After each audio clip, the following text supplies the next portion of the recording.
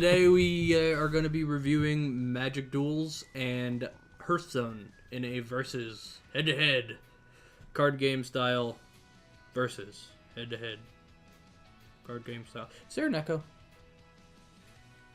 You're the echo. You just blew my mind. I'm not, I don't want to say this is a versus. This I don't think it's a versus. It's kind of a Comparison as their because I honestly don't think it is a versus because they're two separate games. They're two different things. You got Magic the Gathering, Magic Duels, which is just a reiteration of it brought to the digital world of a real trading card game. And then on the other hand, you have Hearthstone, which is a game created to play as a video game based on a other video game. Yeah. It's kind of like, I think it's called Game Inception. Game Inception, a game within a game. But it's kind of like those, it's a full version game of mini games that you would find in other RPGs. I think they call it Ghent in Witcher. Okay, yeah. Yeah, it's like Ghent in Witcher, but it's its own standalone. And I had a thought. With the Magic comes with predefined rules that they have to put into the game, where Hearthstone doesn't have any. They get to do everything right then and there. So it's not really versus, he's right. It's just a comparison between the two similar games. And we just kind of go. Yeah. So we'll start with Magic Duels. And it's our basic 9-point review. I feel like I'm doing an oil change. It's an 18,000 point inspection. First off, we'll start with aesthetics. I gave it an 8 out of 10, and it's definitely pleasing to the eye. It's a card game. There's no issues with the graphics that I found. For me, I hated it. Well, I can't say I hated it. I just wasn't impressed. I gave it a 5 out of 10. It's if you're an MTG fan, you know what the cards look like. You know what the artwork looks like. It was plastered all in there. There was nothing new about it. There were cinematics at the story ending that graphically it was garbage. It looked like crap. All right, next we are gonna hit the story up. I gave it a 5 out of 10, and I noted that there is a story. I played it and I have no idea what that story is. I could imagine that it's a good story, but I didn't care to follow it. I agree. It's boring. It doesn't keep you entertained. However, if you're a Magic fan, you're going to pick up on it. You're going to be like, okay, I know what that's about. It's interesting, but it's all text. I mean, so there's nothing that really keeps you going. I thought I said I gave it 4 out of 10. Well, now you did. 4 out of 10. For content, I gave it an 8 out of 10. It seems to be very in-depth. There's a lot of cards. I've never played a game of Magic in my life, and I have to read every card to figure out what it does. And by the end of it, when we were battling each other, I was just starting to pick up on, hey, I know this card. Hey, I know that card. So I really think that deck customization could get really, really brutal and awesome. 9 out of 10 for me. There's tons of cards in this game. Very in-depth customization to your decks. Purchasing the boosters, the booster packs, the booster boxes, whatever you're buying in there with the coins you earn, it's very exciting and gives you that sense of nostalgia as if you were actually buying the actual card games when you're going to a card store, which I thought that was just, it was cool. All right, next we're going to hit up controls. 9 out of 10. 9 out of 10. Gameplay, I gave it a 4 out of 10, and that was really rather high for what I thought. First off, I started recording, the game started crashing because of the client that I used to record, so I switched directions, crashing stopped. However, there's a lot of hitting a continue button, and you'll see that, and I got so frustrated with that continue button. I thought there's too many. One before you attack to initiate combat. One once you've chosen who you're attacking with. Blocking. And then go. But if he was attacking me, I have to confirm his attack, even though I don't do anything. I have to confirm my block. Cool. He does damage. I have to confirm the damage. I have to confirm his next main attack, and then he confirms the end of turn. Like, there's an extra continue in there that I don't feel needs to be in there. That really comes from playing the actual game, though. I'll let you in on know about this. There are those phases. I mean, there's multiple phases in the game, and I guess that's the only way. I don't know why they thought that was the only way of doing it. It is annoying, guys. It is a constant clicking on continue, and then you have pop-ups for tips that just constantly come. Just my gosh. Every time something happens, and it's going to ask you, do you want to play this tutorial quest? Skill quest. Yeah.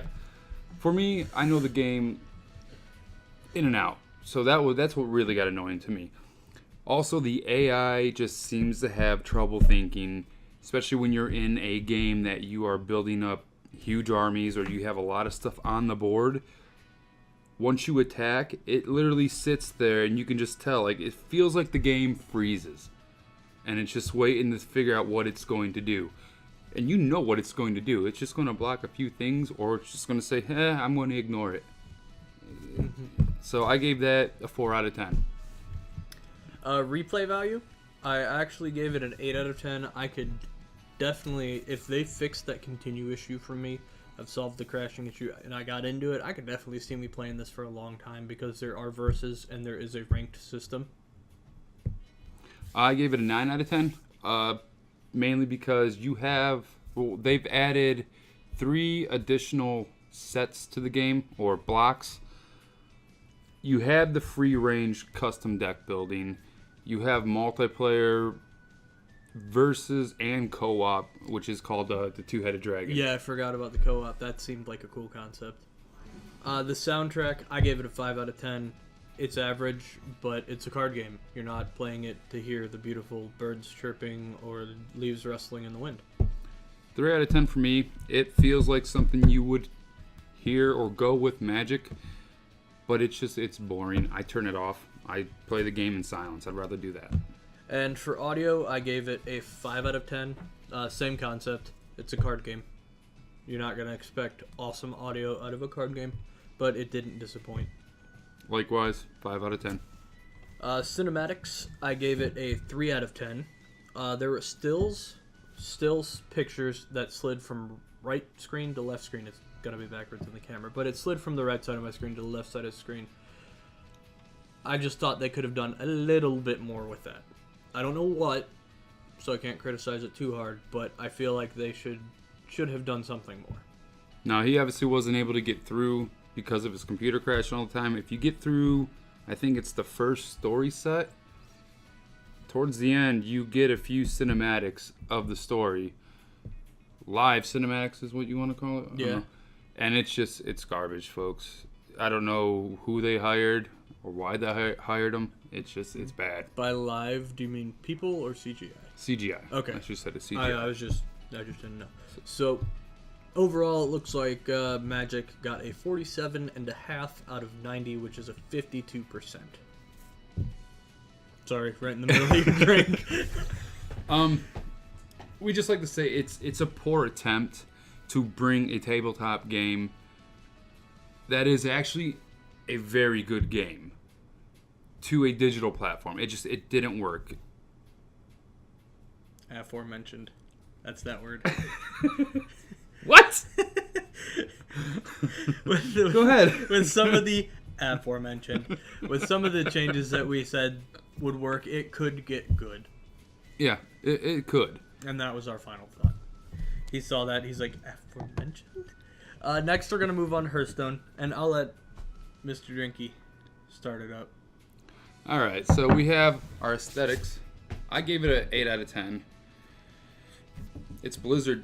They produce good stuff. I mean, it felt good. It looked nice. I liked it. I gave it a 7 out of 10. It's a card game. They're very artistic card styles. They have golden. They have holofoil. They have regular holofoil. They have golden, not holofoil. There's a lot of different types of cards. And I realize you probably can't see my hands wiggling behind the computer. But there's just it's quite artistic, and every card stands out. You don't confuse one card for another. All right, now we have a story. I gave it a 3 out of 10. Now you need to understand something. I lack the experience that ties in with World of Warcraft. So there's just a void in there for me to pick up on anything, to understand the lore. So that's just where my opinion comes from. I gave it a 7 out of 10. The lore from WoW, it's accurate, and when they brought in might have a burp. When they brought in the raids to the game, it really filled a void that I was missing, because I prefer to PvE when I played WoW versus as opposed to PvP. So seeing that, hey, I can go to Black Rock Depths, or I can go to Molten Core and fight some of those bosses, that was cool. Then I fought those bosses, and they're true to how the fights were. You're fighting Gar, he spawns 7 rock dudes. You're fighting Emperor Thracian, and his wife is there. He's one of the playable cards, and if you kill her, he kills you in one move. It's pretty accurate, and I really like that. All right, now for the content, I gave it a 7 out of 10. I thought the crafting system in there was a clever idea. Never seen it happen. I mean, I don't think there's a game out there, like a card game, that has that type of situation. Never played one. It's always fun to get the booster packs in the games. Adventure mode, arena, great ideas. For me, though, the coin game, it seems slow and hard. When I was playing Magic, I was able to, same amount of time, gather a lot more coins, get a lot more boosters, compared to the time I played with this. That's fair. I gave it a 9 out of 10, and I based that on the raids. The raids are from Vanilla WoW. So I guess this specific content is biased, because I played Vanilla WoW. I played WoW up through Miss Pandaria, and I love the Vanilla WoW. I will make one addition to what he said about the crafting system. The way they did it is super simple. You disenchant cards, you get enchanting dusts, and you craft different cards. And each one has a price, and they're not too expensive. To make the most powerful cards, it's within reach, but it will take some grind. And I thought it was well done.